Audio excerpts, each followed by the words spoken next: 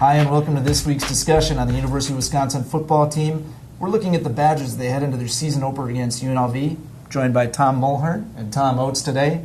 First topic of discussion, we'll start with Tom Mulhern. What are you most interested to see out of Russell Wilson's debut with the Badgers? Well, obviously it's been the biggest topic of discussion for the last 2 months around Madison, and a lot of buzz and a lot of excitement and a lot of anxious people to see him in a Badger uniform. What I want to see is his grasp of the offense. And so in the camp, the couple of weeks we were allowed in to watch camp, he did not look like he'd only been in the offense for 1 month. And I was as skeptical as anybody when the idea of him transferring and grasping the offense in only a month. I think the month he had before camp to get acclimated with his teammates and to study the playbook, 10 to 12 hours a day, he told me, I think he made good use of that. I think there will be an adjustment period, but I'm anxious to see how quickly he's up to speed running the offense. Oates? Can't remember a newcomer coming into this program with more fanfare maybe since Ron Dane came in as a freshman, and he was just the buzz that whole training camp, and I think Russell Wilson's been the buzz this training camp, justifiably so. What I want to see is how does his movement skills play into the Badger offense. I'm not sure Paul Chryst or even before Paul Chryst they've ever had a quarterback who can move around and do the things with his feet that Russell Wilson can do. It's well documented what he can do with his arm. He's a very accurate thrower. He's got 3 years as a starter in the ACC. But what can he do with his feet that will add to this offense? Brooks Bollinger could move around some.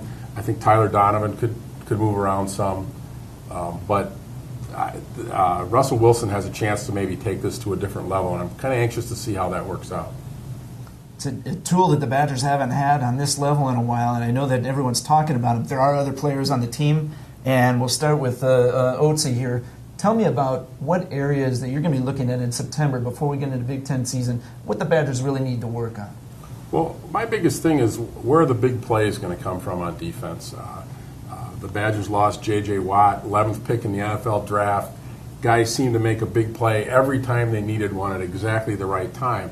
I think there are a number of players around the defense that have shown occasional big play skills, but to me, the best two are the linebackers, Chris Borland and Mike Taylor. They've had injury-plagued careers. When they've been on the field, they've been true playmakers, both of them, for whatever reason. Borland has unbelievable instincts and passion for the game. Taylor's fast and has good instincts. I think if those two players can stay healthy and show that they're back to being true playmakers, it'll really help out this defense. Molly, on your side of things. I'll go to the secondary. There's projected 3 senior starters. Marcus Cromartie Jr. was pushing Devin Smith for one of the cornerback spots, but Antonio Finellis, returning starter at cornerback, a senior, and Aaron Henry at free safety. So you wouldn't imagine that the secondary would be an issue. But I think there's a lot of Badger fans remember the last time they saw this football team in the Rose Bowl and that secondary getting carved up. Now, that was a really good quarterback in Andy Dalton and really talented wide receivers. And I think that'll be a good thing to judge this first game against UNLV, because if they got a strength, it's at wide receiver. So I still have issues about their secondary, and if they want to pressure and blitz, which I think the defensive coordinator Chris Ash wants to do, they need some guys on the outside who can cover. The last question we'll tackle today, going into this game against UNLV, a lot of the times in these non-conference games with what the Badgers have done track record-wise, it's almost been a foregone conclusion they're going to win. Is there a way that the Badgers lose this game? I would certainly hope not. They're ranked 10th in one poll, 11th in another poll nationally. In the Mountain West Conference, UNLV's picked for last. This isn't the kind of game the Badgers should lose or even could lose, I don't believe. What you just hope for out of a team like this is that they test certain areas of your team, as Mully alluded to before, with their wide receivers testing the secondary. You hope they can put pressure on certain areas of your team and allow your team to develop as it wins. Yeah, this is Bobby Hauck's in year 2 of a long rebuilding project. They haven't had a winning season since 2000. There's more talent, but a lot of new faces, especially on defense. It's a defense that needs to be overhauled. It's been one of the worst defenses in the nation the last few years.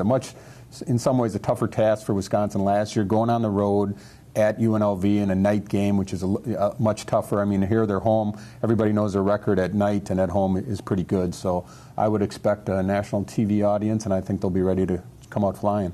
There you have it. Look to madison.com for coverage during and after the game on Thursday evening. And join us next week as we look ahead to the Badgers hosting Oregon State.